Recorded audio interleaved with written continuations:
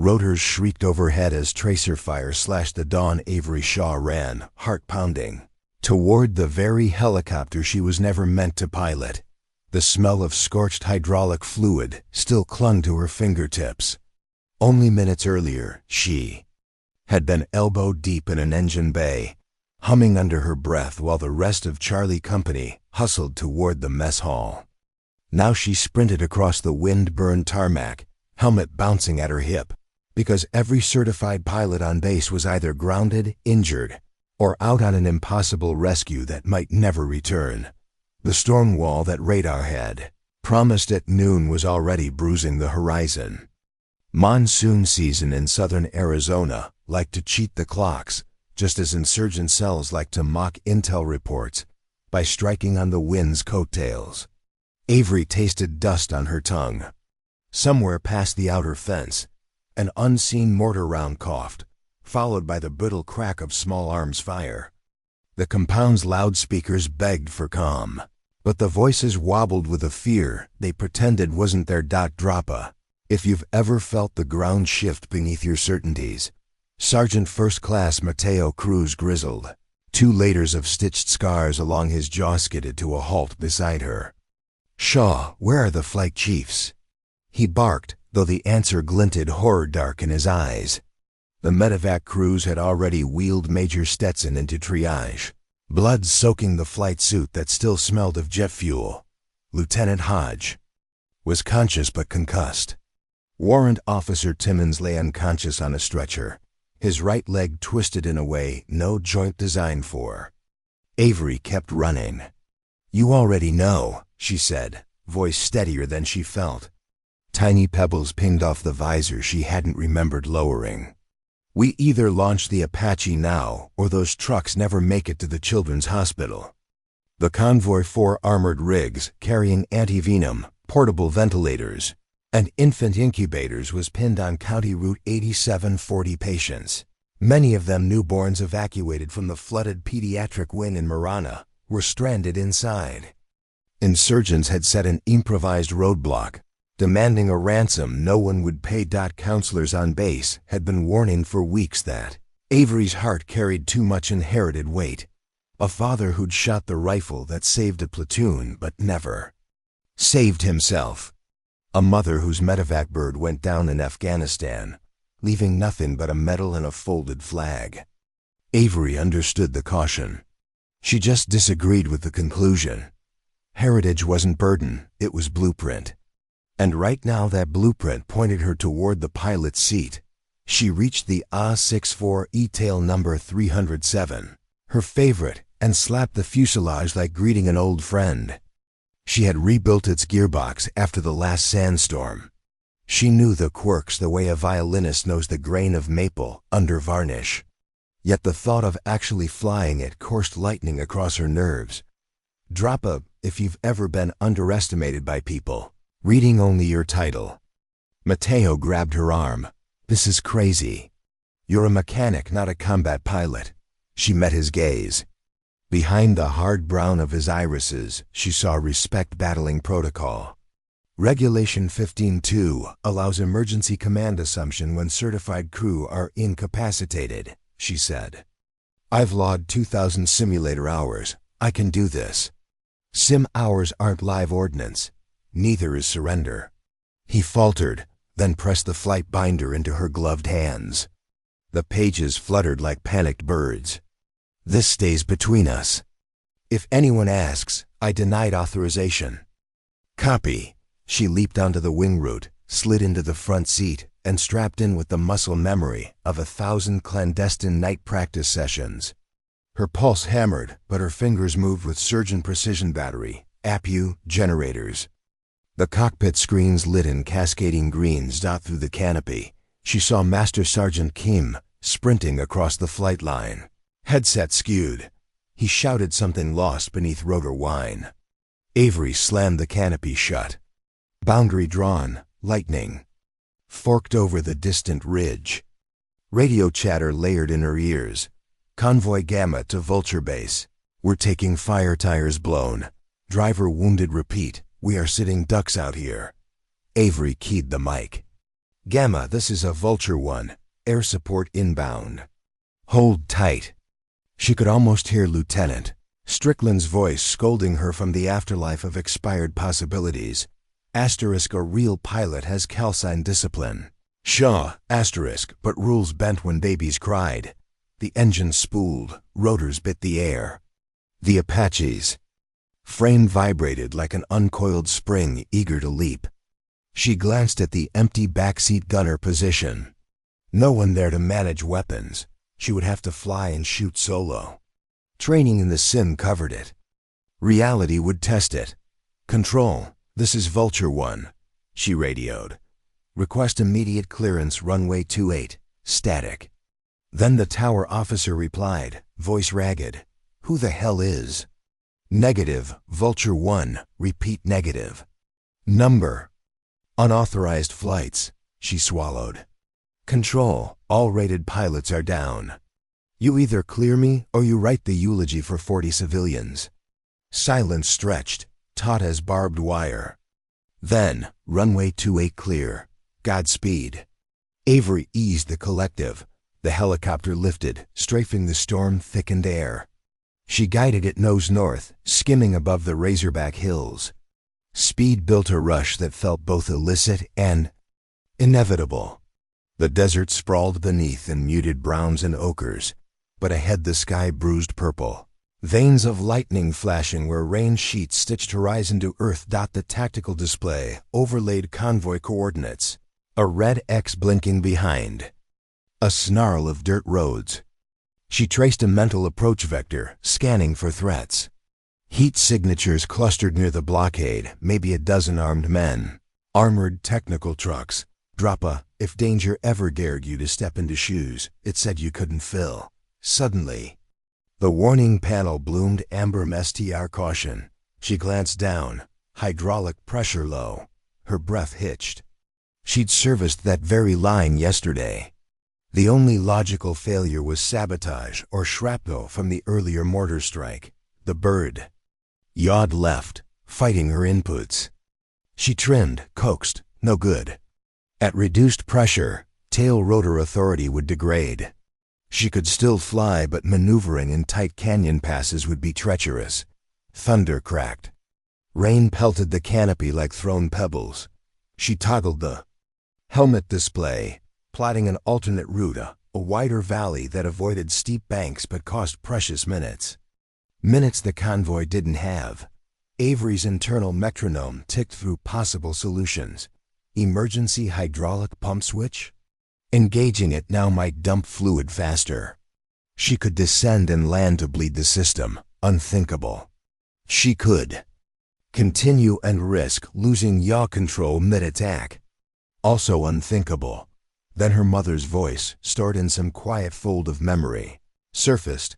When every door is locked, build the hinge you need. Avery scanned the cockpit, found the manual bypass. Lever she'd installed during last year's upgrade, an unofficial mod that improved redundancies. Command had laughed at her paranoid tinkering. Paranoia now seemed prophetic. She reached back, grabbed the lever, and pulled.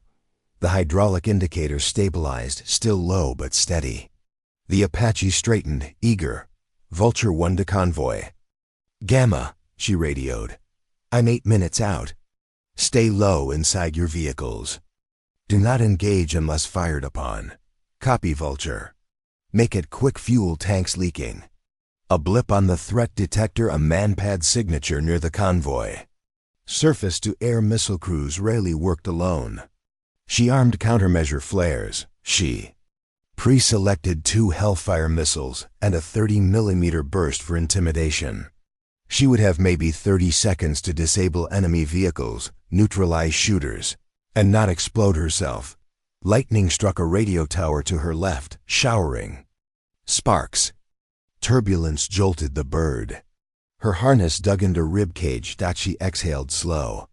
Fear sharpened senses, scent of ozone, hum of the drive shaft, distant wails over open frequencies. She remembered the night as a teenager when Dad let her zero his rifle. At dusk. Steady breath, steady hand, see the future bullet arc. Different battlefield. Same principle, clarity. The valley opened beneath her skids. She dropped a nap of earth, hugging terrain. The blockade came into view, burning debris. Trucks angled to form a choke point. Gunmen pacing with rifles. The missile alert shrieked. Smoke plumes surged from a hillside manpad launch. Avery punched flares. Bright stars erupted, drawing the missile like moth to flame. She banked right, rolling the Apache nearly knife edge. Engines roaring protest. Hydraulic pressure dipped but held. She lined the Hellfire cursor on the militant technical truck, squeezed the trigger. Whoosh, rockets spat toward target. Impact. Blossoming orange, enemy silhouettes thrown like rag dolls. Gunfire laced the air. Bullets pinged off armor plating. She swung the chin gun, stitched a warning arc between blockade and convoy. Sand geysers sent attackers diving. A second Hellfire vaporized the roadblock. Smoke billowed. Over radio, cheers erupted from convoy soldiers. She hovered, scanning for survivors, wanted them breathing, but disarmed. One fighter staggered up with RPG. She toggled loudspeaker, dropped the weapon, and live. He hesitated, then tossed it. Convoy engines rumbled alive. Inside her cockpit, caution light returned. Hid, press low. Worse than before. The relief valve must be failing. She had maybe 5 minutes before control loss. She keyed tower. Mission success. Returning, but experiencing hydraulic failure. Prepping for auto-rotation if necessary.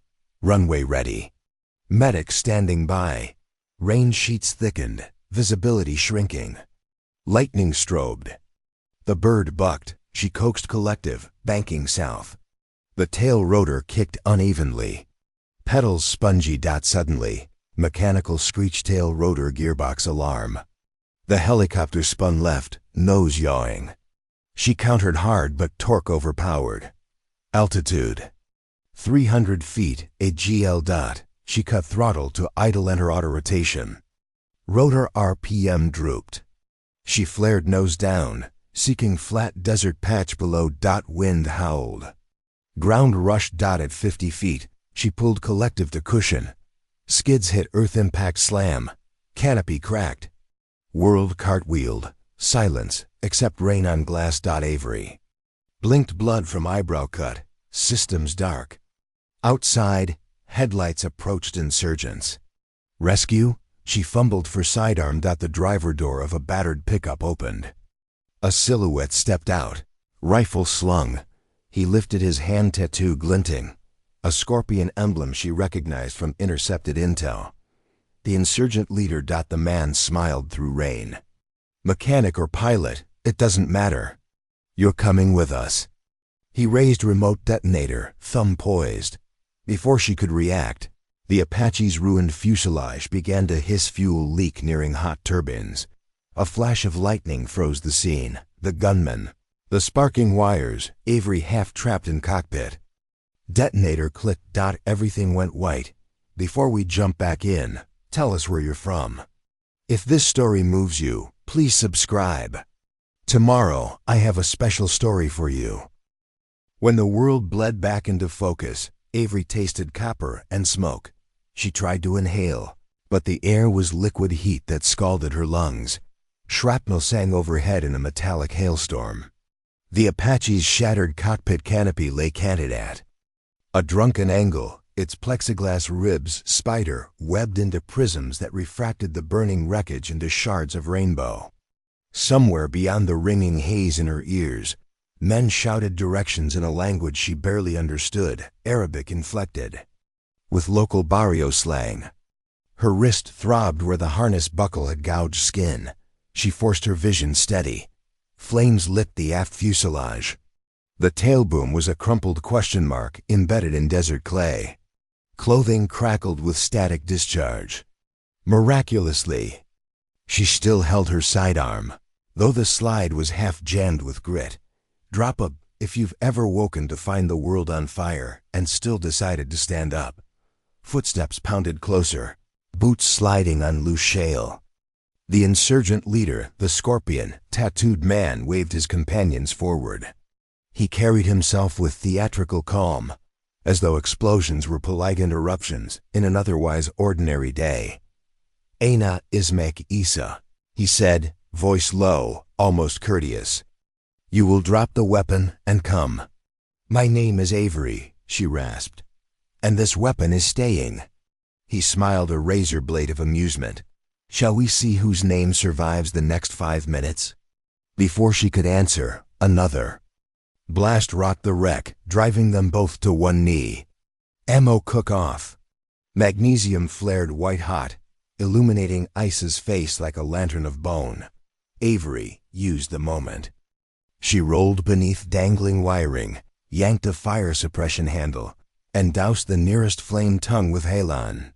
Every instinct screamed to keep fighting, but a strategic retreat was still retreat. She crawled clear of the wreck only, to find 3 rifles leveled at her chest. "Enough," Isa said, dusting soot from his sleeves. "She is worth more alive."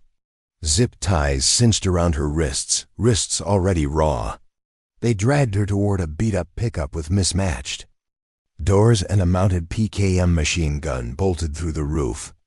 She noted everything: coolant leak under radiator, timing chain chatter, the faint squeal of a worn serpentine belt. Weakness cataloged itself because knowledge was future leverage. As they accelerated away, she twisted to watch the Apache burn. The desert swallowed its light in minutes, leaving only a column of smoke that twisted into the gathering storm clouds, an obsidian stake pinning heaven to earth. The convoy reached a network of abandoned mining tunnels at the edge of an arroyo, 22 kilometers east of the crash site. Rusted conveyors jutted from the ground like fossilized vertebrae. A rotted sign warned of unstable shafts. Here, insurgents had converted storage bunkers into command dens. They shoved Avery inside a corrugated steel room lit by a single workshop lamp. Smell of motor oil and damp earth mingled. On a workbench lay disassembled drone parts, rotors, cameras, encrypted transmitters. Isa's men were evidently more than highway bandits. They were tinkers of asymmetric warfare. Isa motioned to a chair. "Sit." Avery remained standing. 40 civilians get to live because I piloted that bird. I'll sit when I'm done." An underling swung a rifle butt at her knees. She caught the motion late. Pain blossomed, but she refused to buckle. Isa raised a palm, halting further blows. "You fly well," he conceded. "But you kill my business. Perhaps we find compromise. I don't negotiate with terrorists. No negotiations. Exchange." He gestured toward the drone parts. "Our surveillance drone crashed. You will repair transmitter. Then we trade you back for ransom. Everyone happy." Avery glanced at the components. The transmitter's RF shield was cracked. Solder joints looked cold. The power regulator was fried. She could fix it would take hours, not days. But every tick of the clock bought rescue teams time to triangulate her. She needed a slow burn. "Missing a 5-volt linear regulator," she said. "Without it, I can't promise range greater than 3 kilometers." Isa's eyes narrowed. "We have spares. And thermometer resistors to recalibrate after heat damage?" He frowned, uncertain. "You brought down a bird, but can't stock components?" She let derision drip. "Give me proper tools and parts, maybe I salvage your toy. Otherwise, we wait until your buyer calls wondering why feed is black." He barked an order. 2 men exited. 5 hours passed. The storm outside lashed the desert with rain thick as poured cement. Thunder shook dust from ceiling rivets. Guards rotated in and out, restless. Avery's wrists were freed, but only under Isa's watch, his M1911 never far. She worked slowly, deliberately. She reflowed solder joints twice. She insisted on cleaning flux residue with iso alcohol she claimed was mandatory. She filed burrs from the carbon fiber prop arms. She calibrated the gimbal 3 separate times, citing micronut oscillation, droppa, if you've ever stretched a 5-minute fix into a life-saving delay while heating the soldering iron. She studied the bunker layout through peripheral glances. One exit, plus another door at far end, likely leading to shafts. 2 cameras, analog blind spots near the overhead beam. Generator hum from a diesel unit, not grid located somewhere south. She smelled exhaust drift. Occasionally, she risked conversation. "Issa, what's the play after drone's back?" "Same as before," he said. "Observe base ops, sell intel." She probed. Why risk children to get antivenom? That convoy wasn't a threat. He shrugged. "Fear sells. Mothers beg. Government pays. Everyone eats." "You sure everyone?" "Because once you cross certain lines, you lose any chance of being Robin Hood." Issa's jaw worked. "World draws lines on a map. I erase them. I feed my own." Avery saw glimpses. Maybe he had family somewhere hungry.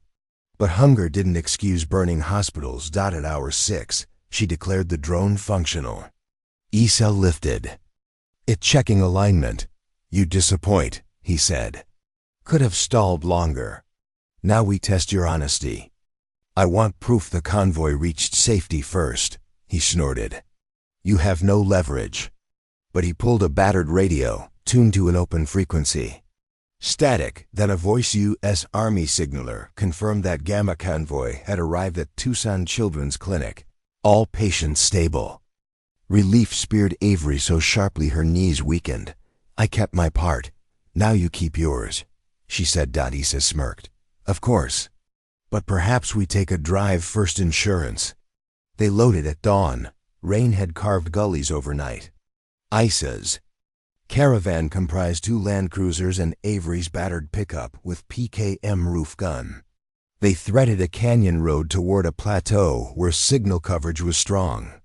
Avery sat in the rear seat, wrists zip-tied again, flanked by guards. She noted the drone controller on Issa's lap. Analog video feed cable spooled to a small CRT monitor bolted the dash. A jerry-rigged but effective setup. As sun breached the ridge, the convoy slowed. Issa tested the drone. It purred into flight, rising like a mechanical vulture. Live video flickered, canyons, scrub, an occasional jackrabbit fleeing. Avery leaned forward. "Waste of battery to hover. You'll lose 15% of capacity." Issa gave her a side eye. "Then you pilot." Hands still bound, she tapped a knuckle on the controller. "Cut me loose or trust your own hand." He sliced the ties with a boot knife. Cold air kissed her skin. She took the controller, toggled to low power mode, trimmed pitch so the drone circled passively on thermals. There, minimal thrust, high vantage. The video feed shifted, revealed a dust plume. Behind them, 3 Humvees racing their trail, lights off, camouflage tarps flapping. "Rescue team." Issa stiffened. "Your friends." Avery's pulse leaped, but she kept voice calm. "They were always coming."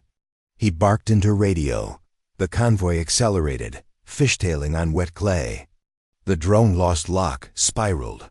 Avery countered. Feigning clumsiness, dropped altitude until feed streamed scrub brush. "Wind shear," she lied. Issa cursed. He reached to snatch controller. Avery twisted, elbowed his forearm, jamming stick full right.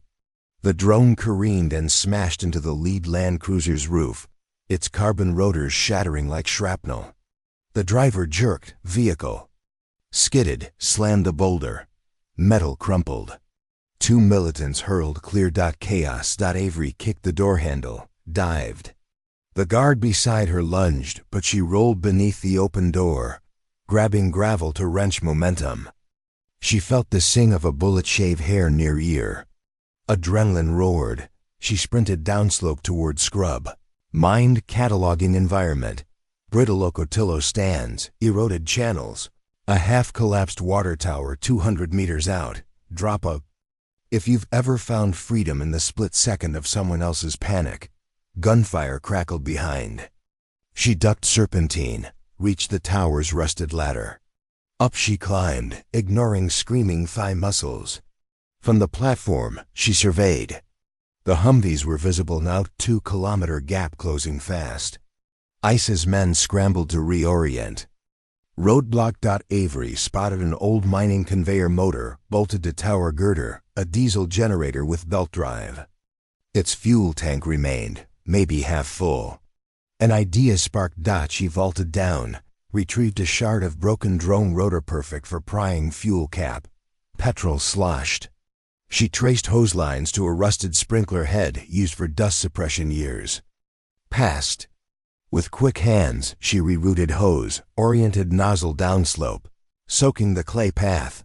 She fished a flare from emergency kit, still clipped on her belt, gift of her own paranoia. Struck the cap, red flame hissed. Humvees crested ridge as she sprinted aside. She tossed flare. Fuel trail ignited. A serpentine wall of fire bloomed across road. ICE's pickup braked hard. Tires smoked. Behind flames, Avery waved arms, signaling. Humvees, the leading rescue vehicle, veered through gap before blaze grew. The other two braked, soldiers dismounting. A firefight erupted. Avery was halfway down ravine when a ricochet clipped her shoulder. Hot sting, but glancing. She kept moving, vision tunneling. Sergeant Cruz was first to reach her. Helmet off, face streaked with sweat and soot, he grasped her uninjured arm. "Shaw, you insane gearhead, you alive?" "Mostly." Breath ragged. "Nice timing." Bullets sparked the hillside. Cruz dragged her behind armored door. Medics pressed gas gauze to her shoulder. She scanned smoke and fire. ICE's remaining men retreating to higher ground. Dragging wounded. An Apache gunship tail, number 302, roared overhead. New crew.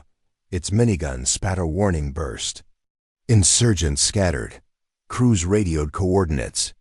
"We've got her. Need exfil." A Black Hawk inbound minutes later hovered, rotors slicing acrid smoke. Avery loaded aboard, medics strapping 4. As they lifted, she peered down. Issa stood on a boulder, untouched, glaring up, hand-shading eyes. His scorpion tattoo glinted. The Black Hawk banked south. Rain returned, hissing against fuselage like whispered threats. They landed at Forward Operations Echo, a skeleton outpost staffed mainly by medics and drone operators. The base surgeon removed shrapnel and stitched her shoulder. Tetanus booster, antibiotics. She insisted on walking to debrief. Medics grudgingly allowed after blood pressure stabilized. Inside the intel trailer, screens displayed satellite imagery. Lieutenant Colonel Park Intel Chief watched her enter, brow knit. "Shaw, you're full of surprises." "I prefer thorough explanations." Park gestured to feed. ICE's group moving equipment into the Copper Caves, an abandoned tourist attraction deeper in the range. "We intercepted chatter. They're consolidating. We think they're prepping a surface-to-air platform. You saw their tech. Thoughts?" Avery swallowed pain. "They're good improvisers.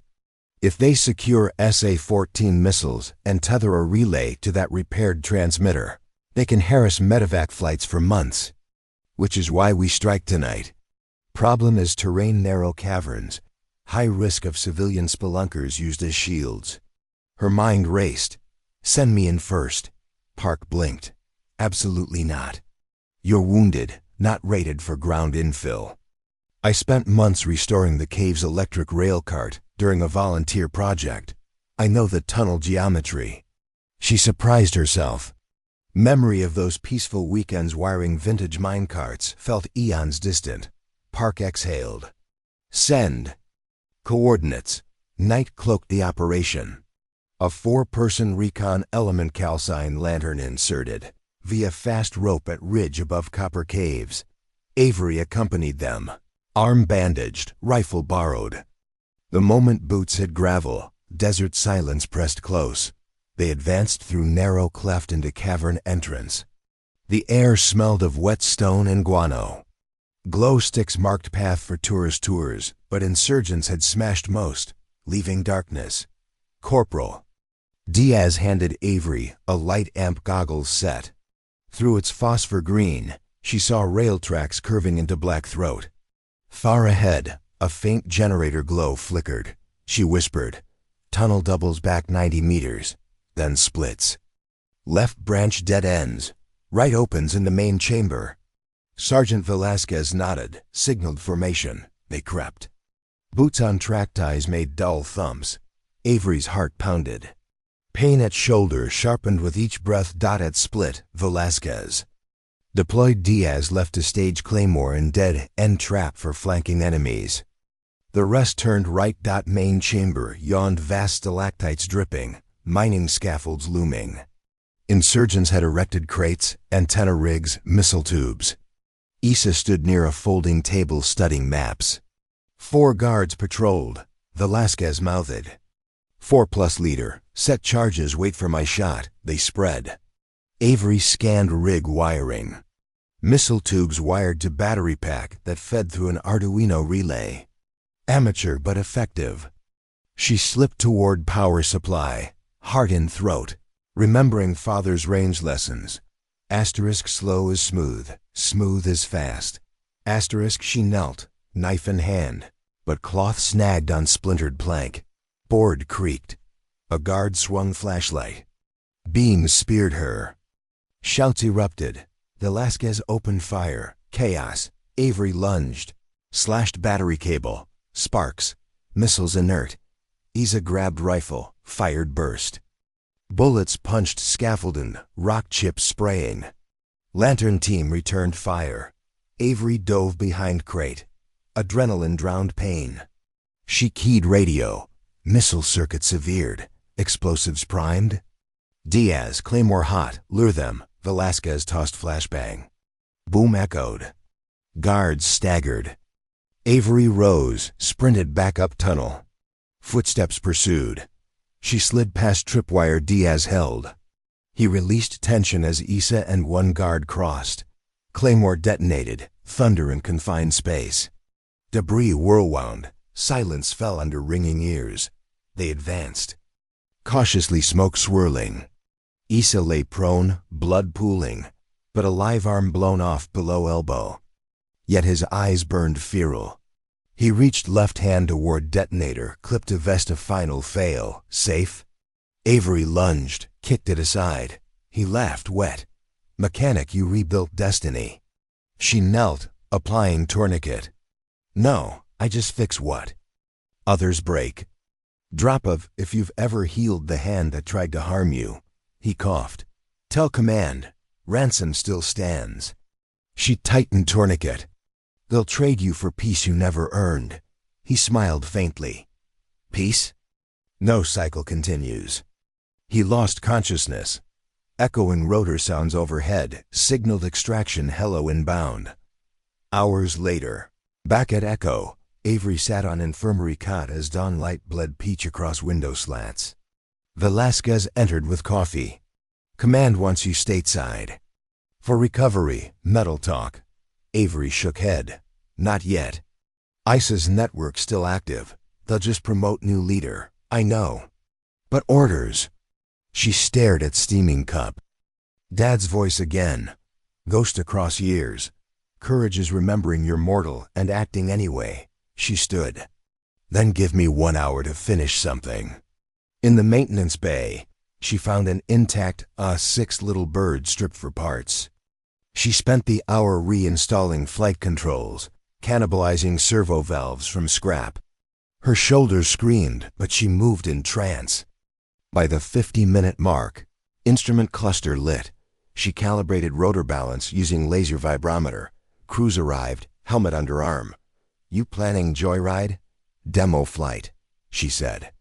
We need to show command that mechanics can be rapid deploy. Pilots, multi-role capability saves lives. Crews sighed, then grinned. I'll ride gun. They rolled the little bird onto tarmac. Engines spooled.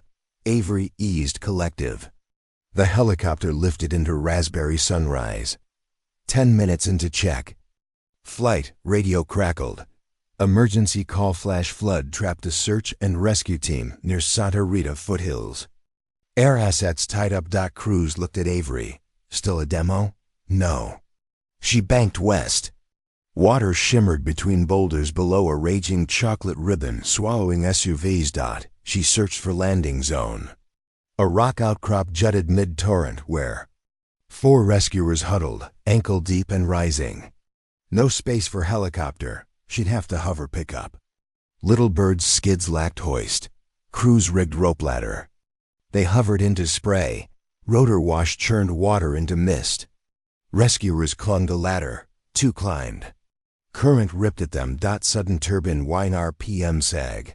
Ingesting water spray and debris. Engine surging. Avery feathered throttle, coaxing. Torque. Low. She could hold for maybe 30 seconds before flameout. Last rescuer stepped onto ladder when boulder collapsed, plunging him into froth. Rope snapped taut.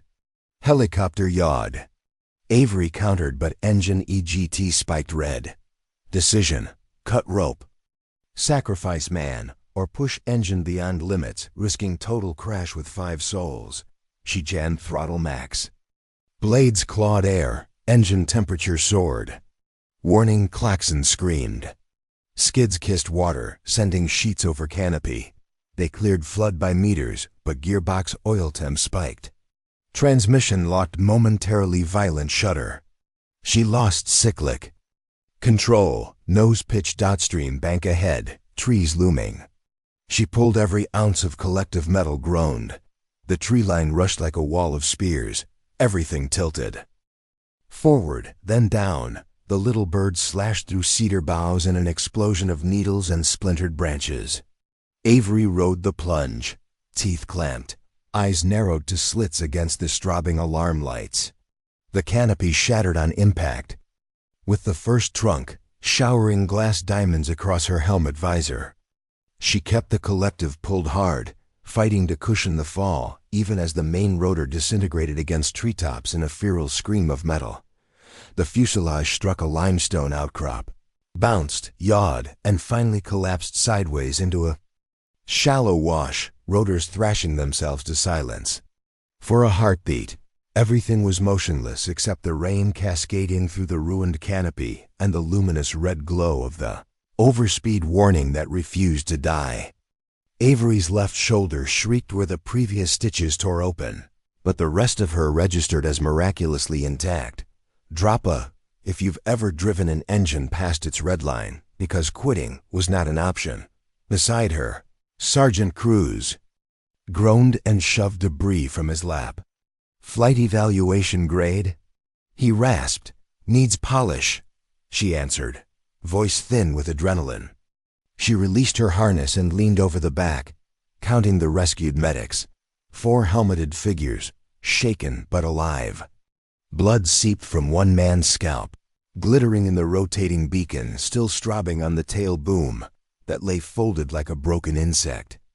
Outside, the flash flood roared only meters away, the muddy torrent swollen by relentless monsoon sheets. They had seconds, maybe a minute, before the washbanks collapsed, and the helicopter was swallowed. Avery pushed the side door until its hinges screamed and the panel thudded into mud. Out now. She half-dragged the dazed medic at the rear toward the gap. Cruz scooped up another, adrenaline lending him impossible strength. They splashed into ankle-deep water that was already licking at the skids. Avery turned back for the last 2. Rotor shards protruding through the cabin made a deadly maze.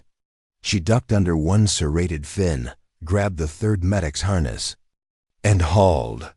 A final screech overhead. The transmission mast surrendered, snapping like a greyhound spine and scything across the cockpit. She felt the wind of its passage against her cheek. The final medic stumbled behind her, boots slipping. Bank gave way. Water rushed in, battering her thighs. She shoved the medic onto a fallen tree trunk that served as natural bridge, then lunged for Cruz. He had the last casualty over his shoulders, but the mud sucked at his knees. Avery locked both hands around his webbing, braced, and heaved. Muscles tore like overstretched cable, but the suction released with a sickening pop. They scrambled up the debris-strewn incline as the helicopter rolled, gurgled, and disappeared beneath a froth of brown water. For several breaths they sprawled on the ridge, the storm hammering them flat. Lightning flared close, illuminating the contorted white shape of what had been the rotor hub, now bobbing downstream like a grotesque lily pad. Cruise spat rain. 2 aircraft wrecked in 24 hours, Shaw. That's a record. Give me a wrench and I'll fix this to stick. She rose, scanning their surroundings while aware of her pulse rabbiting in her ears. The Santa Rita foothills loomed as hunched silhouettes. The closest road lay at least 3 kilometers north, and the CPRG radio slung on Cruise's plate carrier emitted only crackling static antenna likely snapped in the crash. Avery inventoried 4 medics, 1 unconscious. Cruise with bruised ribs, herself bleeding anew. 2 IFAK pouches, 1 sidearm each. Night was coming fast, drawn by thunder. If insurgent scouts haunted these hills, the wreck's smoke would serve as beacon. She pivoted into command reflex. She barely recognized. We need elevation for comms and shelter for triage. There's a Ranger lookout tower half a click upslope. Move. They rigged the ladder from shattered rotor struts as stretcher rails, binding canvas between. The climb was brutal, rain-slick slate underfoot, but Avery set a pace even the injured could maintain, calling out terrain changes like she was marshalling aircraft. Droppa, if you've ever discovered leadership hiding beneath your own skin when no one else could carry the weight. By twilight, they reached the tower, wood and steel relic, perched above a sea of storm-soaked pines. Inside, cobwebs curtained the corners, but the roof held. A hand-crank weather radio sat on the desk, its NIMH cells long dead. Avery scavenged copper wiring from the lantern fixture, fashioned an improvised antenna, and spliced it into the portable CPRG set. Wind howled outside, rattling shutters like bones. Static yielded, first faint, then stronger, until a clipped male voice threaded through. Echo base, any Elements lantern, respond. Cruise squeezed her shoulder in relief. She keyed back. Lantern actual, 5 personnel, 1 critically wounded. Grid 14 Sierra Golf Lookout Alpha. Air evac impossible in current ceiling. Request ground QRF and medevac at first light. Echo acknowledged, astonishment leaking through formal brevity. They were alive against improbable odds again. Through the night, Avery sat sentinel at the window, rifle across lap. Cruise checked the unconscious medic's vitals. The man, Callahan, had a slow but steady pulse and responded to sternal rub. Pain in Avery's shoulder pulsed with each heartbeat, but she welcomed it. Pain meant sensation. Sensation meant control. Sometime after midnight, she saw lights flicker in the valley, a chain of headlamps moving too deftly for rescue. She studied through NVGs, 3 off-road buggies picking their way up the far slope, engines muted. Insurgents couldn't have known she was here unless scouting the crash path. She woke Cruise with a touch. Company. He assessed quickly, then whispered, "Tower's defensible but wooden. They torch it, we're pyre." Avery's mind raced. The ridge behind the tower held granite shelves' natural cover. But moving Callahan across unstable scree in pitch dark could kill him. She weighed risk like balancing torque loads. Finally, "I stay, slow them. You guide the others around backside to that granite bench. Signal when secure." Cruise shook his head. "Not leaving you a third time. I still owe you a clean touchdown." She attempted a grin. Pain made it crooked. "Move." He relented. They rigged rappel lines from tower trapdoor, lowering Callahan first, then the others, rain cloaking their escape. Avery gathered supplies. 2 flare rounds, a road flare, and a can of aviation grease she'd carried habitually at the stairwell. She smeared grease on each step, then unscrewed a lantern glass. soaking the wick in Jet residue she'd salvaged from her flight suit. Improvised Molotov. She positioned herself behind the radio desk, rifle braced on WINDOWS, ILL, that the insurgents arrived too quietly. NVG showed them fan out, one ascending ladder. Avery waited until the first boot hit a greased rung, then fired the flare round. The shaft ignited in hot magenta brilliance, revealing the climber's stunned face before Boot skidded. He fell, taking a second man with him. She hurled the Molotov. It exploded on the roof edge, showering flaming slag downward. Wood caught. Fire sending a pillar of sparks into rain. Gunfire erupted. Bullets chewed through planks. Avery ducked, returning 2 controlled bursts. Somewhere outside a man screamed in Spanish. Smoke filled the tower, mixing with rain steam. She could barely breathe. Time to vanish. She slung the rifle and climbed out the lee window, descending a service cable hand over hand. The cable swung, depositing her on slippery shale. Shots pinged behind. She slid downslope, body bruised by protruding stones, until she crashed into Cruz's waiting arms. They retreated among boulders as the tower blazed despite rain, a pyre marking where she had just been. Insurgents shouted in fractured English, cursing the ghost mechanic. She and Cruz regrouped with medics beneath granite overhang. Callahan stirred, mumbling. With tower gone, their SOS beacon burned bright. First light brought QRF elements. By armored ATV, the insurgents, seeing the cavalry, melted back into ravines. Avery watched them vanish, frustration gripping her. Every confrontation ended with villains escaping into the landscape like shadows. Echo Base welcomed them like prodigal legends. News of Avery's impromptu dual aircraft heroics had raced ahead, mutating into myth. Crew chiefs from other units formed a gauntlet on the flight line as she was helped from the ATV. Some slapped her uninjured shoulder, others saluted. She felt embarrassment flush her cheeks under bandages. She was mechanic, not Messiah. Infirmary again, more stitches, antibiotics, stern lectures. Dr. Malik threatened to sedate her if she didn't remain 24 hours. She negotiated 10, promising to sleep 6 straight. She slept 2. When she awoke, Colonel Park stood at her bunk, tablet in hand. Orders updated. Joint Special Operations. Command is sending a detachment. They want you stateside for debrief and potential training waiver.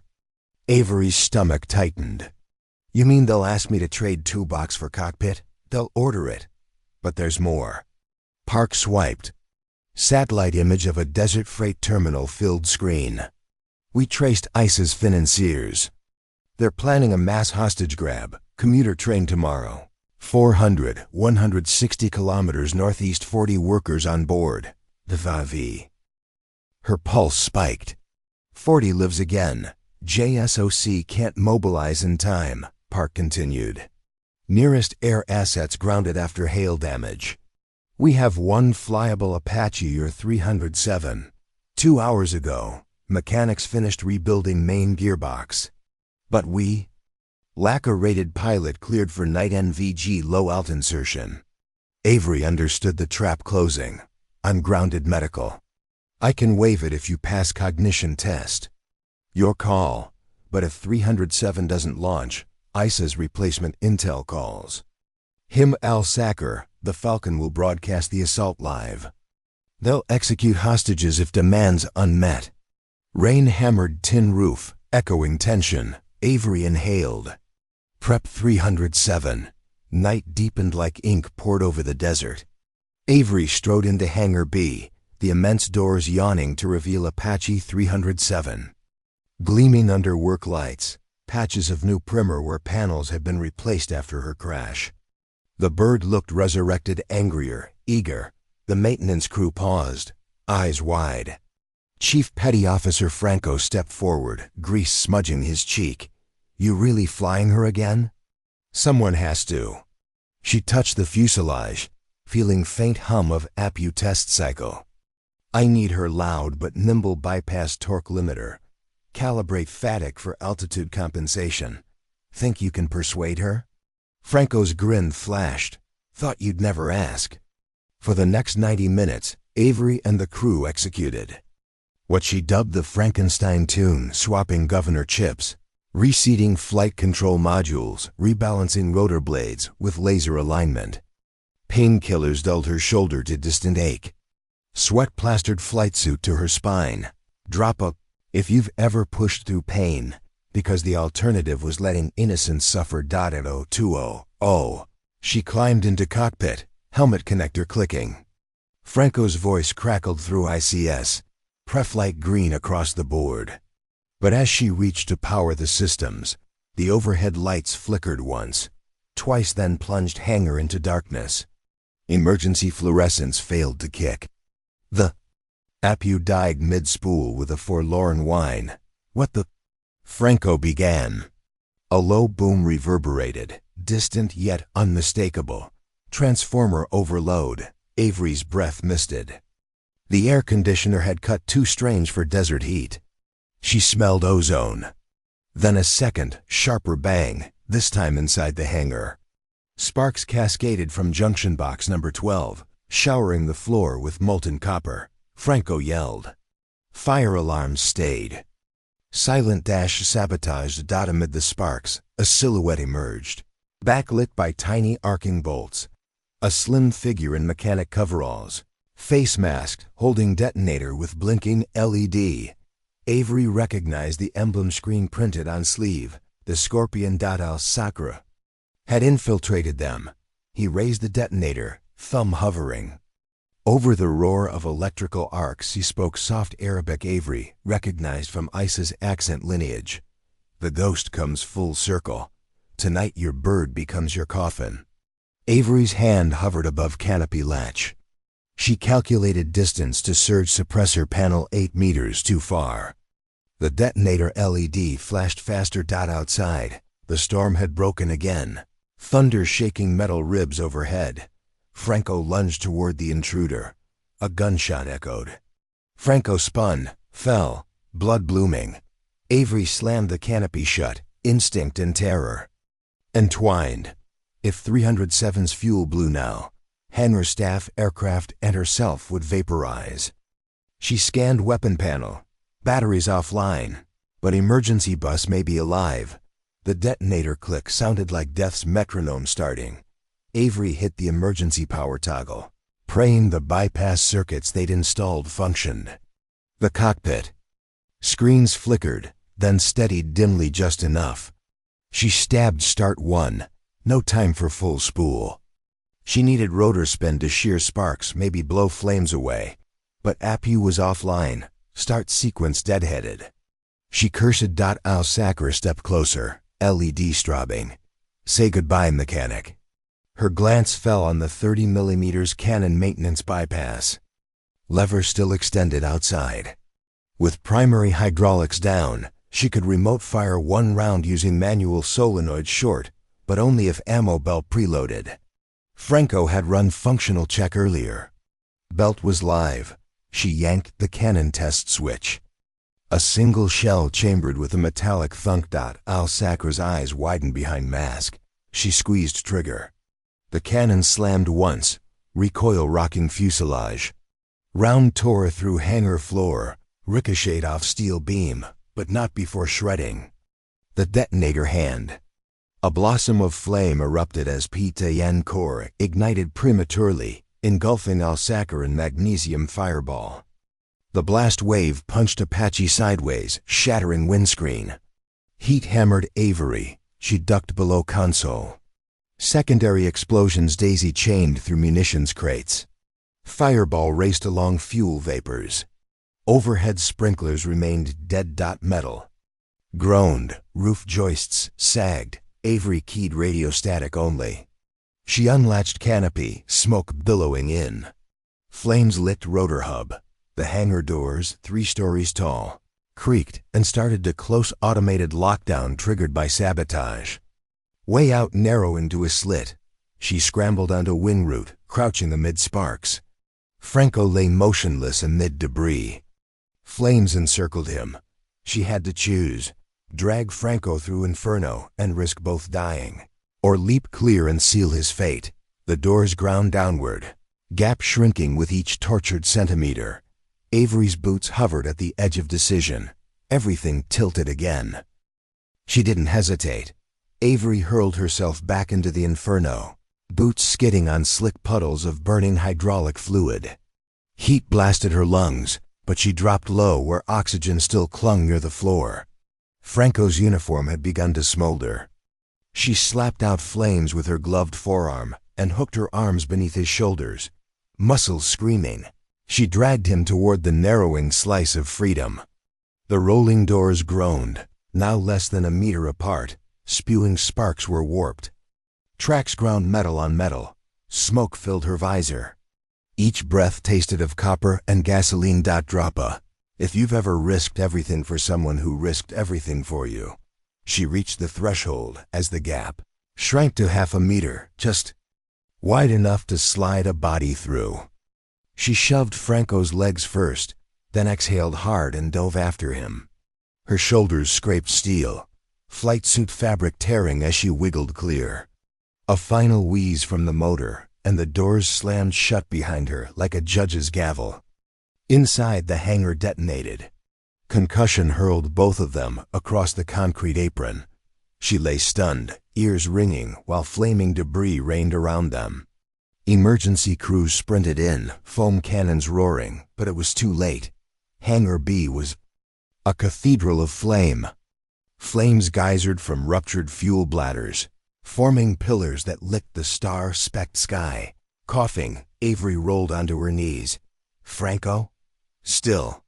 Kicking, he croaked, blinking smoke from bloodshot eyes. A bullet had grazed his side. She clamped an Israeli bandage over the wound. Medics took over, whisking him toward an ambulance. Sirens wailed. Colonel Park barreled through chaos, face streaked with sweat and soot. "Shaw, report."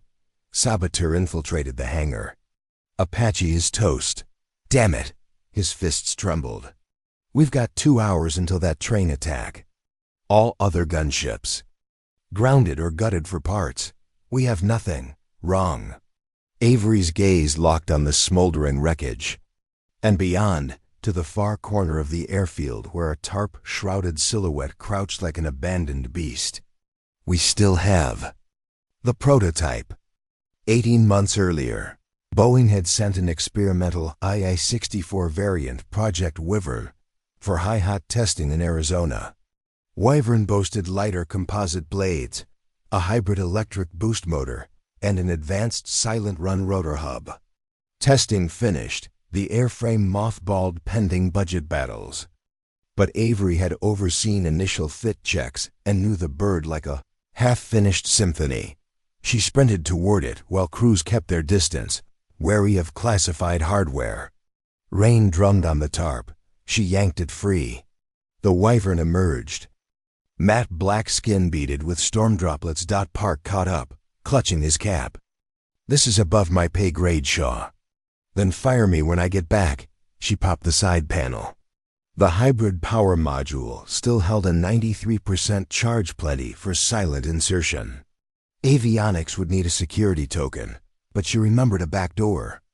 Maintenance code leftover from Boeing's firmware. Park stared at the burning hangar, jaw set. "You have 1 hour." The tarmac buzzed as mechanics converged, energized by impossible mission. They hauled ammo crates, laser-guided rockets, and a partial belt of 30mm Head-B rounds. Avery, swathed in fresh gauze and painkillers, coordinated loadout like a maestro. Each request precise. "Swap out M230 feed chute. I need weight balanced." "Aft. Bypass turbine preheat. Will cold start on hybrid boost." The sky cleared just long enough for a swollen moon to paint silver across the bird.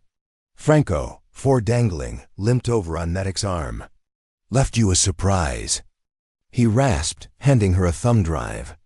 "Custom flight profile extends hybrid range 10 clicks. You're not medically cleared." I'm not flying. But I am fixing. He tapped the fuselage, leaving a bloody thumbprint. A blessing in grease and iron. Droppa, if you've ever stood up while you were still bleeding because someone else needed the strength. 0407 hours. The freight terminal at Rattlesnake Junction, squatted under sodium floodlights. Boxcars painted in graffiti blues and neon skulls. 2 locomotives idled, hissing diesel breaths. Inside the passenger car, coupled at the rear, 40 civilian security contractors and janitorial staff sat zip-tied. Shocky eyes darting to masked gunmen patrolling aisles. Al-Sakr hadn't died in the hangar inferno. Intelligence flagged a thermal signature escaping through drainage culvert. Drones tracked his convoy here, where he linked forces with a splinter cell armed with Semtex belts wired to RFID triggers. A single Apache would normally announce itself 10 miles away. Wyvern's silent run mode rendered rotors almost whisper quiet. Avery swooped at 120 knots, hugging canyon walls. Cruz sat gunner this time, his ribs wrapped. His finger hovered near laser designator trigger. Trains on schedule to depart 0445, he said. Explosive specialist estimates 5 kilos of Semtex under each seat. Dead man switch keyed to conductor cabin. Then we cut the head. Avery banked, aligning along the rails. Rain returned, veiling approach. At 200 feet a GL she entered hover, switched to thermal. White silhouettes glowed inside cars. 4 heat blooms on roofs. Lookouts with RPG, 7 south. She pinged them to Cruz. Darts only. No over-penetration. Cruz squeezed. 4 laser-guided flechettes hissed away, punching silent holes. Guards dropped, rifles clattering. Alarm inside the train. Gunmen herded hostages to floor. Avery keyed open channel. Falcon, this is... Vulture, you wanted the ghost. She's here. Release civilians. Static, then Al-Sakr's oily voice. Bring back Issa from your morgue, and we talk. To do that, I'd need a time machine. How about a trade? Your freedom for theirs. Not. Enough, I want headlines. Behind her words, Avery transmitted Wyvern's digital handshake across known insurgent drone frequency bands. Boeing's encryption exploit, Franco had discovered. If the splinter cell used off-the-shelf drones for Overwatch, she could overwrite feeds and blind them. Progress bar ticked on her HUD. Intrusions uploading. She needed stall time. Headlines it is, she said aloud. I'll land on your roof car. Cameras rolling. Cruz's eyes widened. She muted ICS. I'm going down. You cover. He gripped her forearm. One of these times you won't. Come back. Then make sure the next mechanic is claws trained. She winked, but fear skittered inside her sternum. Wyvern hovered inches above the rear boxcar, downwash kicking trash into swirls. Avery dropped a fast rope onto the corrugated steel roof. Her wounded shoulder flared as she slid the 40-foot descent, boots slamming the metal. She detached, signaled Cruz, and Wyvern rose again, orbiting. The roof hatch ahead was padlocked. She pulled a plasma cutter charge from her belt, a coin-sized thermite disc, slapped it on the hinge, and stepped back. White flare chewed steel. She kicked the hatch open, dropped into darkness. Her NVGs, painted phosphor ghosts. Hostages. Lying kneeling, hands bound. 3 gunmen with carbines pacing. She landed behind stacked crates. 1 guard approached. She sprang, pistol suppressed. 2 shots throat, temple. He crumpled without sound. Droppa, if you've ever moved quieter. Then doubt itself because noise would cost lives. As she advanced, a child's whimper broke the hush. Gunman 2 spun. Avery fired, round took in low belly. He screamed, chaos erupting. 3rd gunman racked bolt, spraying wild. Hostages ducked. A bullet ricocheted, nicking Avery's thigh-burning line of pain. She rolled, aimed, double-tapped. Center mass. He folded, shouts from forward cars, boot stumps on catwalk. She cut zip ties on nearest hostages, thrust in her spare pistol to trembling woman. Cover doors, safety off. She sprinted to vestibule, climbed ladder to roof. Again. Ahead, silhouettes scrambled enemy reinforcements. She keyed laser beacon. Wyvern swooped, crews firing Coke's minigun in tight bursts at stitched roof plates. Adversaries scattered, some falling between cars. Avery raced along roof ridgeline, a balance beam of steel slickened by rain. Wind tore at her. She leapt gap between cars, rolled, came up running. Ahead, operator with shoulder-fired missile aimed skyward. She lunged, tackling him before he could fire. They slid toward edge, boots seeking traction. He head-butted. Stars flared. She elbowed his throat, felt cartilage give. Weapons skittered into oblivion. Just then the locomotive roared, throttle pushed max, train lurching forward. Alsac realized delay tactics and meant to leave jurisdiction. Cruz, he's running. She shouted over comms. Wyvern accelerated overhead, but power lines flanked track no clean fire angle. Avery sprinted toward engine, leaping gaps like stepping stones. Her vision tunneled around rushing rails below. Atop the second freight car, she confronted Al Sacker. Himself, trench coat billowing. His left hand cradled a blood-soaked bandage where hers had shot it. Right hand held a remote with blinking diode. Stay back. He roared. One press and those seats become coffins. Her heart hammered. Distance, 8 meters. Wind, cross, 15 knots. She gauged pistol drop. My fight is with the people who abandoned our villages, he hissed, rain-streaking mask. Not with you, ghost or martyr. You're pointing.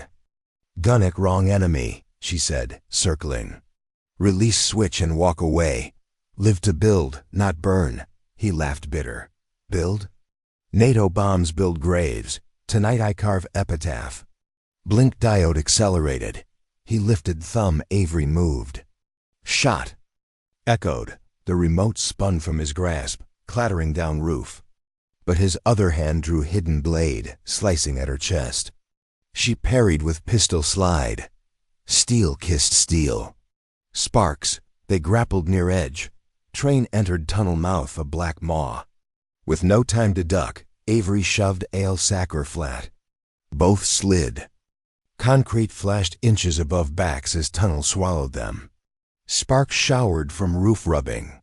When daylight re-emerged, Al Sacker kicked free, scrambling. He dove toward ladder down side catwalk. Avery grabbed his coattail. Fabric tore. He dangled one-handed off ladder. Below, gravel ballast blurred. She reached, but weight shifted. Her wounded thigh failed. She slipped. Both fell. Impact punched lungs empty.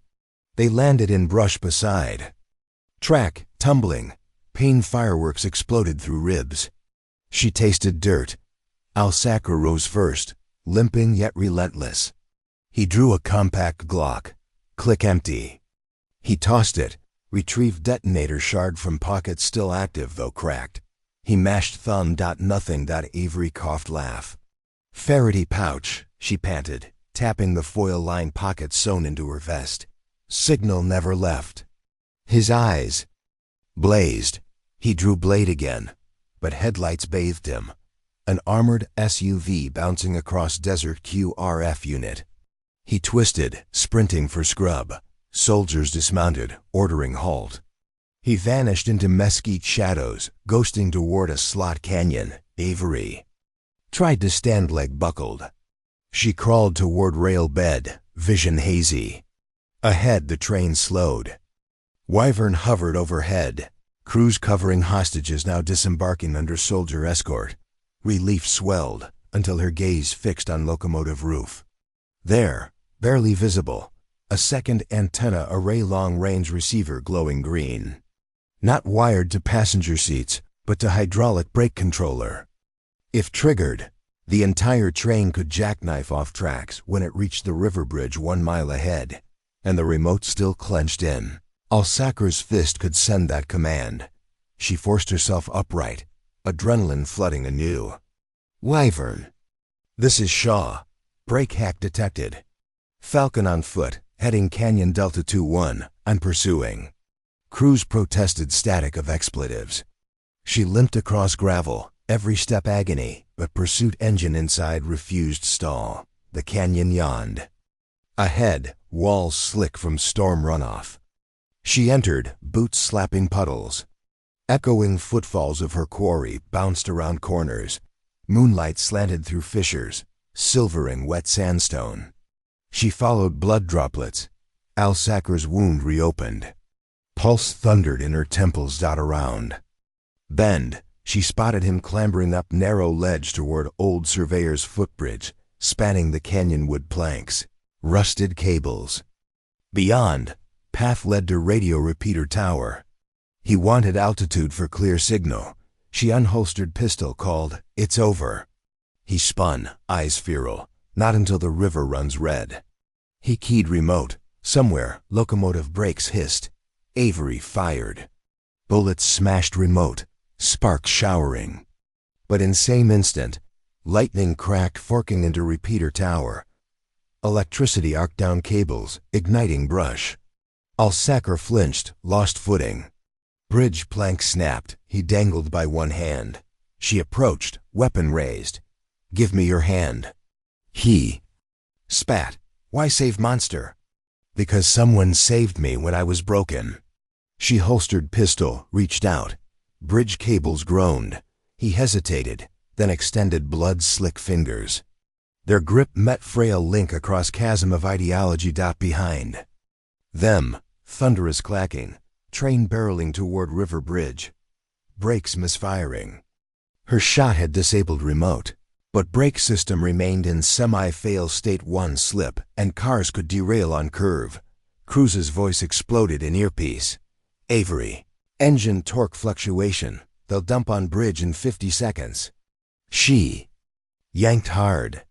Alsacer's weight pulled her to knee, but he swung onto ledge, collapsing to ground. He stared at her, disbelief raw. "Remote's dead," she said. "But I need your code to reset brake PLC. There are still 40 souls aboard." He coughed, rain mixing with tears or blood. "You'd trust me." Trust? No. Hope? Always. She handed him Wyvern's spare datalink tablet. An open field awaited hex key input. He stared at blinking cursor past it, train's headlight. Beams smeared across canyon lip, wheel scream echoing. 30 seconds, he began typing. Fingers shook, blood spattering screen. OX3. 7C. Sudden roar overhead flash flood torrent surged through upper channel. A wall of water racing toward them. Storm runoff had found new path. Water crashed around bend, devouring canyon floor. Alsacer froze. Key sequence mid-entry. Tablet slipped, splashed down ravine. Curses in Arabic, Avery's stomach plummeted. She keyed Wyvern. Cruz hydraulic load override? Static drowned reply as floodwater surged. She grabbed Alsacer's collar, but torrents slammed them, ripping them apart.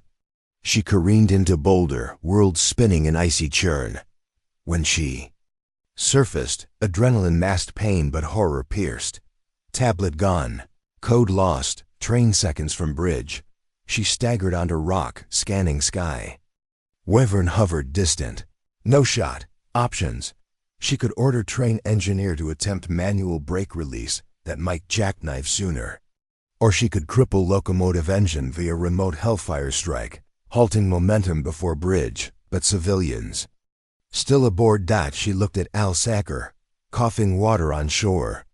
Remember your line in sand? Draw it now. She tossed him her sidearm. Shoot me and prove your prophecy. Or give me the fail-safe password and save them. His eyes brimmed with storm-reflected fire.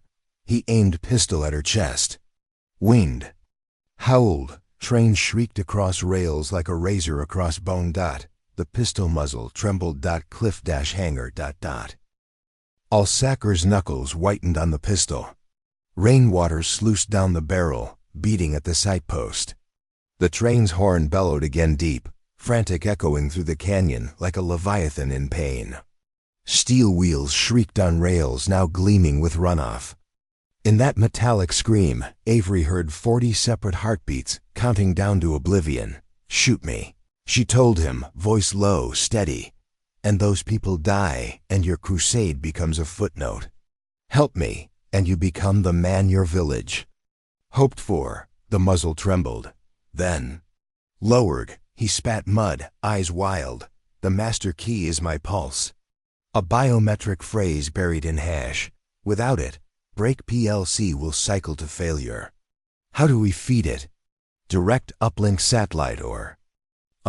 Tablets gone. Avery's mind raced. Wyverns comes sweet multiband. Could spoof uplink if she could install Al Sakr's live vitals in line. She tapped her helmet mic. "Cruise, vector to my beacon. Land 5 meters east, fast idle. Drop us if you've ever convinced your enemy to hold the other end of Hope's rope." 30 seconds later, Wyvern's dark blades ghosted overhead, scattering floodwater into silver shrapnel. Cruise flared just long enough for Avery to shove Al Sakr aboard and leap after. She slammed the side hatch. Cruise punched. Collective, skimming treetops. "Thigh looks ugly," he muttered, eyeing her soaked bandage. "Add it to the scrapbook." She yanked open avionics bay, ripped out an arterial pressure cuff from the med kit, wrapped it around Al Sakr's uninjured arm, and clipped sensor leads into an open telemetry port. "Your heartbeat's our password. Pray it's regular." She coded furiously, mapping sensor output to a spoofed UID that mirrored the locomotive's maintenance channel. Rain spattered the canopy, turbulence tossed them. Cruise held altitude like balancing on a razor. HUD timer, 0 hours 0 minutes and 18 seconds until bridge. She hit execute. For an eternal 3 seconds nothing happened. Then Al Sakr's pulse waveform blossomed green on her display, echoing through databus. Locomotive telemetry appeared speed 62 miles per hour. Brake state ERRO2. She injected the unlock string. On the canyon floor, the train's brakes clamped, sparks fountained as steel gnashed steel. Passenger cars lurched. Terrified screams crackled. Over open band, but momentum bled. The engine groaned to a crawl.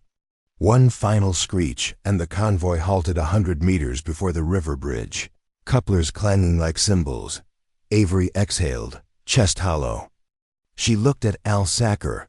His eyes reflected the HUD's green glow. Hope and disbelief mingled. "Village still starves," he whispered. "Villages everywhere starve," she said. "But they don't have to burn." Dawn split clouds with bruised pink fingers as MP vehicles swarmed the railbed. Hostages evacuated, medics triaged. Al Sakr surrendered, cuffs clicked over his torn wrist wrap. He didn't resist, but his gaze lingered on Avery. A question UNVOICED. Cruise helped her limp toward a field cot. She should have collapsed, but... A new alarm shrilled in Wyvern's mission computer. Unoff drone launch vector 145. A red icon streaked southeast on radar overlay. "Major." Park's voice buzzed through command net. "Shaw." Falcon Cell fired a weaponized UAV payload, unknown heading, straight for Tucson Children's Clinic. ETA 25 minutes. Terror iced her veins. The very infants she'd rescued days ago lay in that clinic. She turned to the flight crew refueling Wyvern's JP-8 tanks. "Stop, dump half the fuel, all Hellfires except 2, and strip the avionics armor. I need climb rate." Park barked through channel. "You're grounded. Medevac helo inbound for you." She keyed Mike. "Sir, you said it yourself. Nothing else airborne. That drone hits NICU. We write letters to 40 families. Authorize intercept. Static. Then, make it count. Drop a, if you've ever felt every bruise vanish the moment someone needed you more." Wyvern punched through cloud base at 3000 AGL. Hybrid booster whining like a caged hawk. Groggy sunlight painted storm anvil tops molten gold. Avery's left leg throbbed, but the cockpit felt like home rebuilt. Crews manned optics, scanning. Contact. Reaper-class kitbash, wingspan 12 meters, speed 210 knots, altitude 2,800. Too high for our comfort envelope with this load. We'll meet mid-level. She boosted climb, turbine roaring a war song. Blood seeped anew from thigh. She cinched tourniquet tighter. At 5,000 feet, they pierced a rent in clouds. There the drone cruised, shark-like against blue. Missile pylons gleamed. Rules of engagement were clear. Down it over unpopulated desert. But its vector crossed suburbia in 6 minutes. Range 900. Arming Sidewinder, crew said. Hold. We can't risk warhead debris over houses. Guns only. They closed. Drone AI sensed threat and pitched into corkscrew dive. Avery followed, rotors clawing thin air. Airspeed bled. Retreating blade stall nipped controls.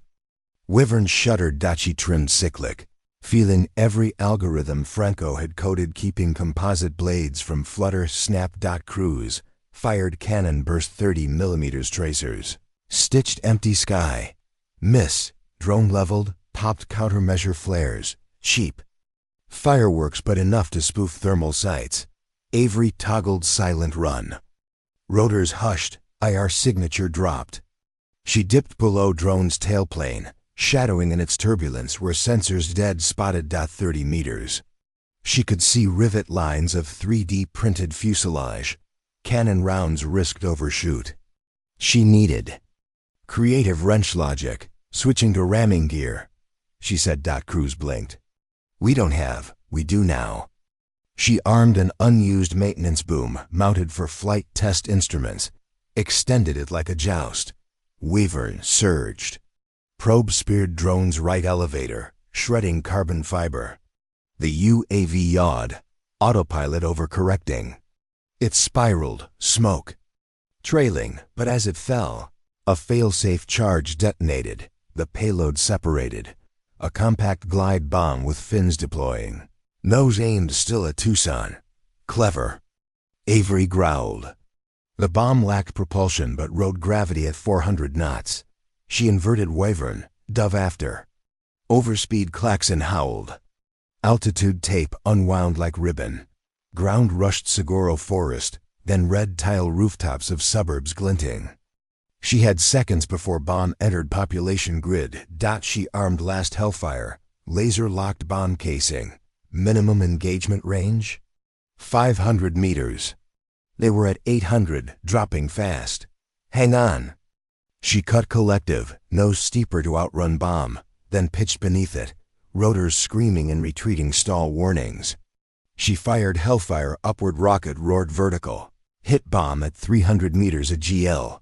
Fireball blossomed, concussive wave slamming. Wyvern, debris hissed into desert scrub south of housing tract. No secondary blast warhead neutralized. Dita forces yanked her vision gray. She recovered at 150 feet, skimming highway traffic that screeched to a halt at the alien roar. If you've ever threaded a needle while the world tried to shake the fabric from your hands. Back at Echo. Cheers erupted over comes, but Avery felt only exhaustion. Wyvern's hybrid charge read 4%. She declared Mayday for power loss. They limped to base, landing with battery alarm wailing. As rotors stilled, she sagged in seat. Crews keyed engines off, then looked to her, but her eyes had closed. Consciousness sliding away. Medics pulled her from cockpit. Last thing she heard was Park shouting coordinates. We've captured cell chatter, another drone in prep. This one chemical. Her blurred vision caught Park turning toward her stretcher.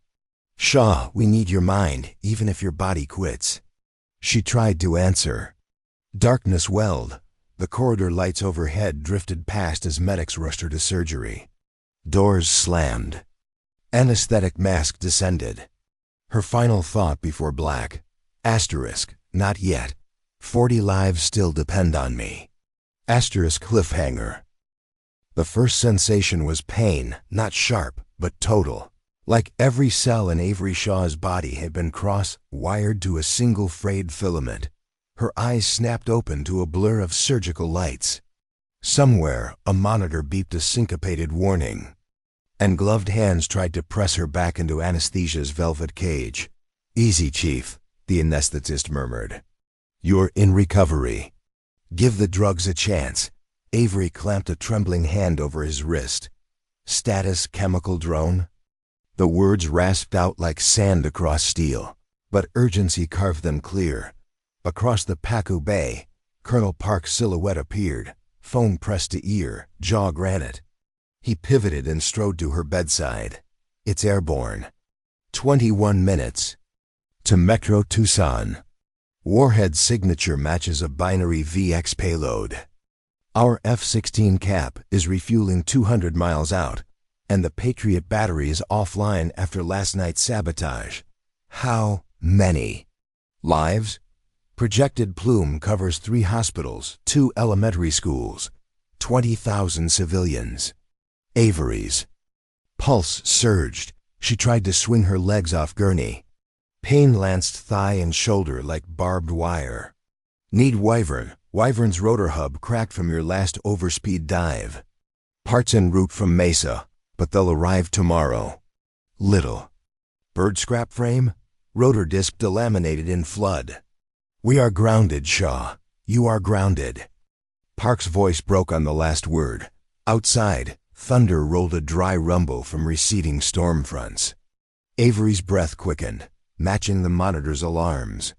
She closed her eyes, saw father's steady hands guiding rifle bolt, mother's calm during medevac triage. Heritage, not burden blueprint.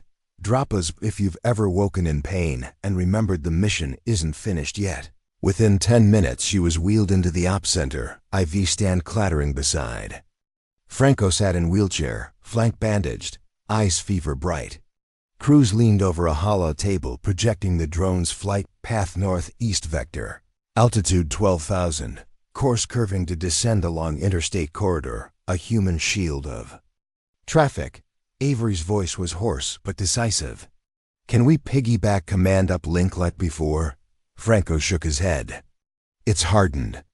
AES, 256 plus rolling entropy, keyed to internal Geiger counters, so the chem warhead can't be overridden." Park added, "And autopilot will dead man if tempered divey straight to ground, releasing aerosol." Avery stared at icon inching. Toward Tucson, 15 minutes.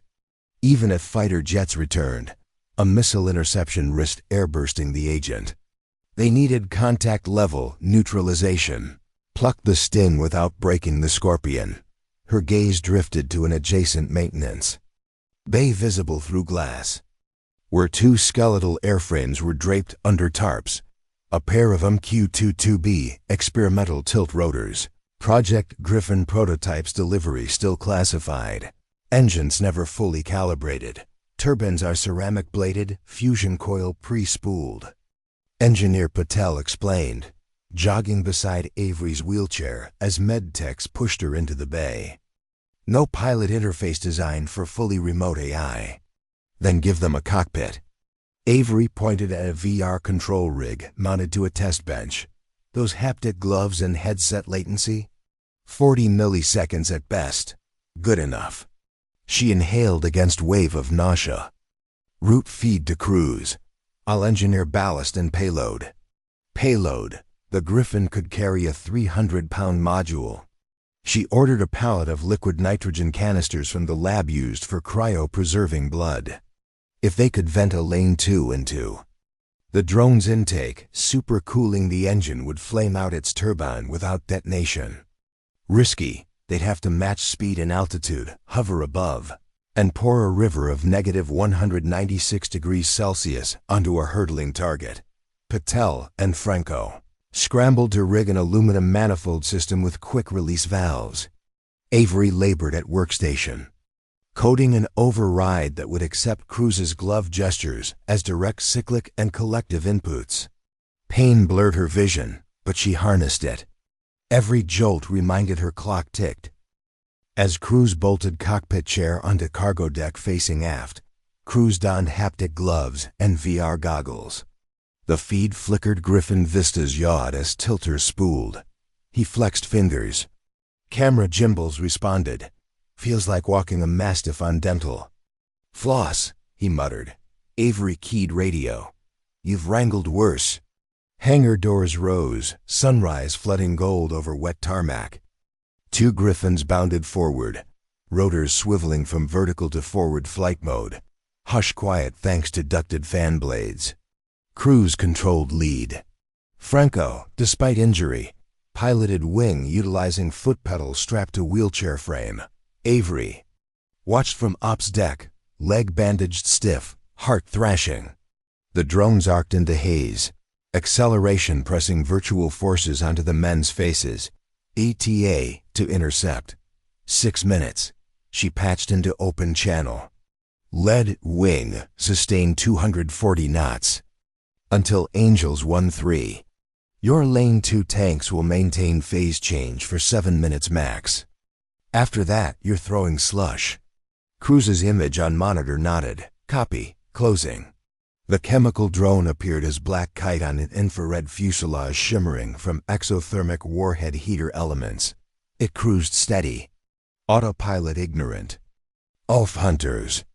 Lead Griffin throttled behind and above. Franco's wing offset port. Distance closed 500 meters, 300. Valve prep, cruise intoned. Avery toggled master arm from console. Green, remember, do not jostle hull. If binary agent chambers mix prematurely, understood. At 40 meters, cruise eased Griffin. Overhead, nitrogen vents swiveled down like Widowmaker scythes. He thumbed release. A river of white fog cascaded, engulfing drone's starboard intake. Frost formed instantly. Turbine RPM plummeted. But autopilot compensated. Ignited, de-icing heaters regained thrust. More flow, Avery urged. Franco angled wing to hammer port intake. Twin plumes of ultra-cold vapor encased drone.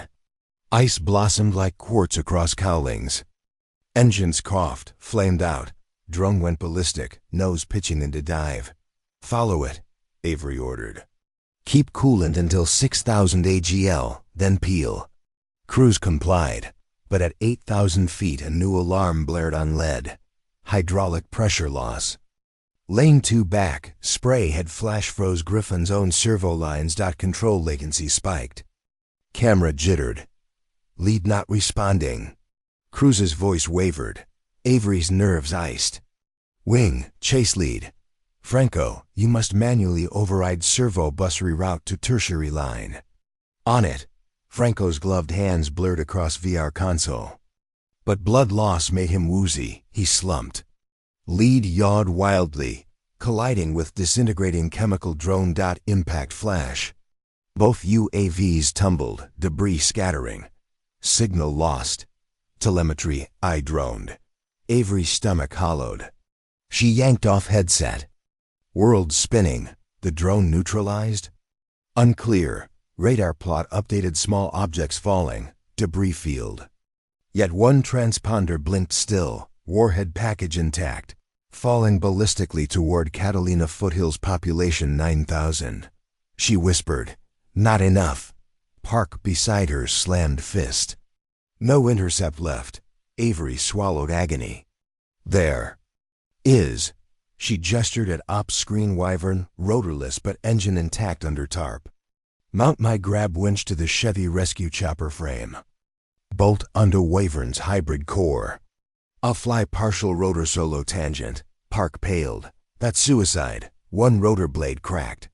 You'll vibrate apart. Then I'll fly vibration. Drop a, if you've ever gambled your last heartbeat. On math no one else believed. Crews moved like panicked ants. They removed Wyvern's damaged main disc, leaving 2 good composite blades opposite one cracked. Avery ordered blade trimmed short to restore balance, converting rotor into asymmetric autogyro. Less lift, but enough for powered dive. She strapped into what was now half helicopter, half lawnmower of doom. Painkillers fogged edges of sight. but focus burned. Systems green, or rather amber. She lifted, skidding sideways before achieving cushion ground effect. The fuselage vibrated like a shaken paint mixer. Gauges danced. She embraced the rhythm, coaxing altitude. 300 feet, 500. Autopilot screamed lateral imbalance. She disabled it. Hands on cyclic, feet feeling pedals as living SEI, SMOGRAPH. Chased descending warhead plume, its radar cross-section small but resolute. At 5,000 AGL, she spied glinting canister tumbling end over end. Stabilizing fins snapped. She armed rescue winch usually for vehicle extraction. Cable unreeled, hook swaying. She matched vertical velocity, riding slipstream, but vibrations peaked. Crankshaft harmonics risked shearing mast. She reduced throttle, nose dipped. Altitude margin dwindled. Stay together, she begged machine. She maneuvered cable beneath tumbling warhead. One slip and canister would rupture. Wind buffeted. Rotor slapped air unevenly. Hook snagged stabilizer strut. Tension jerked wyvern. Cable spooled slack. She feathered collective, rotor thumping protests. Warhead swung like pendulum underbelly. She needed drop zone unpopulated valley north. She banked, each degree shifting, CG dangerously. Rotor RPM decayed. Warning klaxon. She diverted hybrid boost power directly to rotor motor, ignoring thermal limit. Temperature readout hit redline. Valley. Gorge opened ahead. Granite walls, dry riverbed. She jettisoned winch quick release. Warhead fell, struck rock floor, but binary chambers remained inert. They required shaped, charged fuse for mix. Dust plume billowed. She pulled collective, but power sagged. Cracked blade delaminated, flinging shards. Rotor thrust lost. She entered auto-rotation, heart calm within storm. 200 feet, she flared. Skid scraping boulder, fuselage pirouetting. Final impact crumpled nose, but cockpit survival cell held. Darkness rimmed vision. She woke to ragged breathing. Respirator of her helmet cycling emergency oxygen. Distant rotors thudded search helos. Orange dusk painted canyon rim. Above. Thunderhead spilled alpenglow. She tried to move. Fractures fired pain. Yet she smiled. Geiger sensors on suit read null. No nerve agent. Feet scrambled down scree.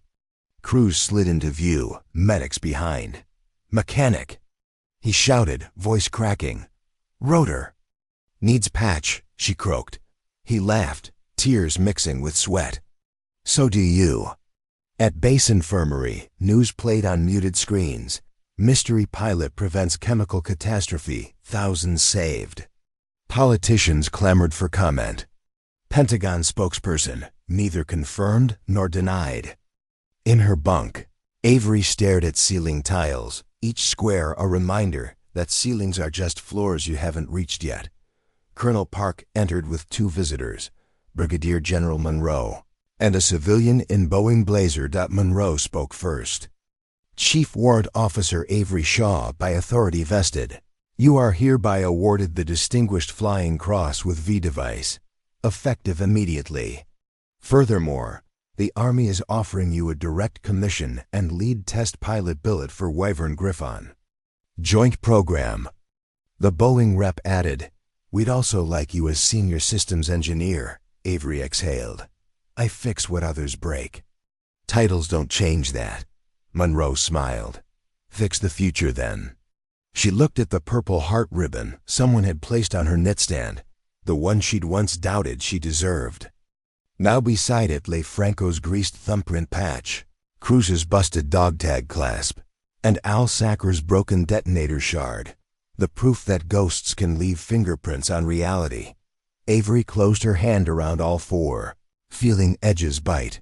All right, let's get to work. Mid-conversation, alarms blared distant. Another scramble, another crisis. She swung legs off mattress, ignoring doctor's protests. Destiny didn't wait for paperwork. This story took us a long time, If you like it, subscribe. Now, back to the story. 6 months later, a sleek tri-rotor variant lifted off a New Mexico test pad, the Wyvern X composite rotor tips, glowing with plasma channel dampers. In the left seat, Captain Avery Shaw, flight rated, scars faded, but not forgotten. In the right, Franco, fully recovered. Crews manned operations console in tower, coffee in hand. Their mission, proof of concept. For distributed drone intercept using modular cryopods, Avery's hack turned doctrine. High above, sun blazed white.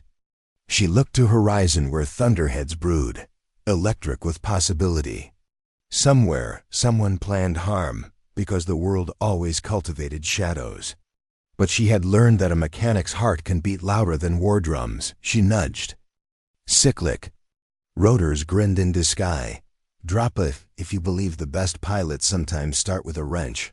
The Wyvern X soared, piercing cloud, writing a contrail signature that whispered, "Fixed." 2 more great stories are next. Don't miss them. Subscribe and turn on notifications.